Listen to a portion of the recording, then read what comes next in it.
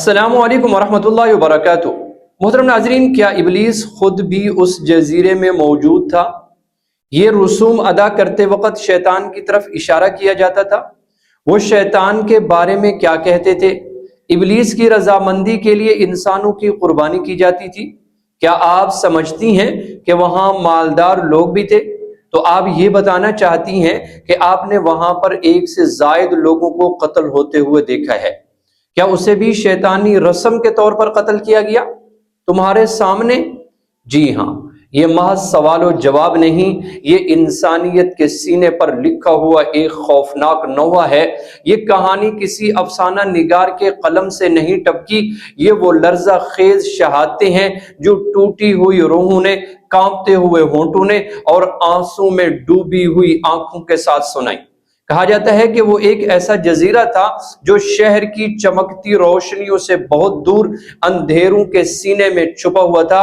باہر سے ایک قلعہ نما حویلی، اونچی دیواریں اور دیو ہیکل ڈبل دروازے، گویا یہ دروازے نہیں، انسانیت اور حیوانیت کے درمیان حد فاصل تھے۔ اندر داخل ہوں تو کوئی عبادت گاہ نہیں، بلکہ شیطانی رسوم کا اڈا ہے۔ وہاں شیطان کو اس کے اصل نام سے نہیں بلکہ لوسفیر کہہ کر پکارا جاتا تھا۔ کہا جاتا تھا کہ انسان کا خون بہے تو وہ خوش ہوتا ہے، انسان کی چیخیں بلند ہوں تو وہ راضی ہوتا ہے، اور اسی رضامندی کے لیے انسانوں کی قربانی دی جاتی تھی۔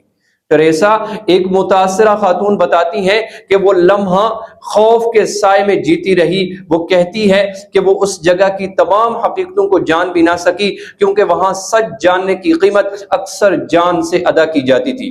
ایک دن ایک بے گھر شخص کو پکڑ کر لایا گیا۔ شاید وہ کمزور تھا، شاید اس کا کوئی پرسان حال نہ تھا۔ کہا جاتا ہے کہ اسے نشہ دیا گیا تھا۔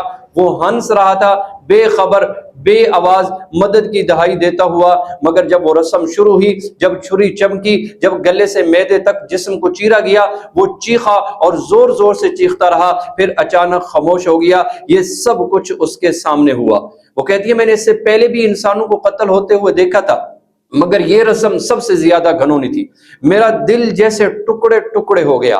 میں بس اتنا ہی کر سکی کہ دل ہی دل میں اللہ کا شکر ادا کیا۔ آج یہ میں نہیں تھی، اور یہ صرف ایک انسان نہیں تھا۔ وہ گواہی دیتی ہے کہ اس نے بہت سے بچوں کو قتل ہوتے ہوئے دیکھا، ایسے بچے جو ابھی بولنا بھی نہیں سیکھے تھے، ایسے نومولود جنہوں نے دنیا کی روشنی بھی پوری نہ دیکھی تھی۔ یہ سب کسی غریب، کسی مفلس، کسی عام انسان کا کام نہیں تھا۔ وہاں وہ لوگ موجود تھے جو دنیا میں انتہائی ماردال کہلاتے ہیں، جن کے نام عزت اور طاقت کی علامت سمجھے جاتے ہیں۔ یہ کہانی ہمیں ایک ہی سوال پر لا کھڑا کرتی ہے، جب انسان اللہ کو چھوڑ دے، جب ضمیر مر جائے اور جب طاقت خدا بن جائے، تو انسان شیطان سے بھی بدتر بن جاتا ہے۔